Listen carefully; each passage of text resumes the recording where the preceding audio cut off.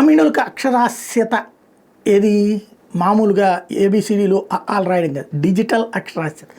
ఫోన్పేలు ఎలా ఆపరేట్ చేయాలా, గూగుల్ పేలు ఎలా ఆపరేట్ చేయాలా, మెయిల్ ఎలా ఓపెన్ చేసుకోవాలా, మెసేజ్లు ఎలా చూడాలి, ఇట్లాంటిది చెయ్యమని చెప్పి కేంద్ర ప్రభుత్వం దేశవ్యాప్తంగా ఒక టార్గెట్ ఇచ్చింది. ఈ టార్గెట్ ఒక 6 కోట్ల మందికి ఏడాదికి శిక్షణ ఇవ్వాలని చెప్పి, ప్రతి ఇంటి నుంచి ఒకళ్ళకి ఈ శిక్షణ ఇవ్వాలి, అలా నేర్చుకున్న వాళ్ళు వాళ్ళ ఇంట్లో వాళ్ళకి ఇవ్వాలని.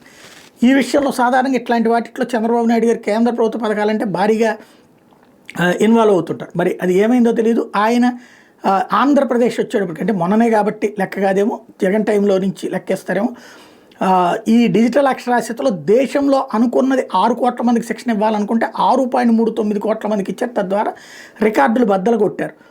2024 మార్చి 31తో ఈ పథకం ఆపేశారు. ఇప్పటిదాకా ఉన్న లెక్క చూస్తే ఉత్తరప్రదేశ్ అత్యధికంగా దీనికి వినియోగించింది, వాళ్ళకి నేర్పింది. 145.48% సక్సెస్ రేట్. అది 100కి 145 మార్కులు వచ్చినాయి దానికి. బీహార్ 74 మార్కులు వచ్చినాయి.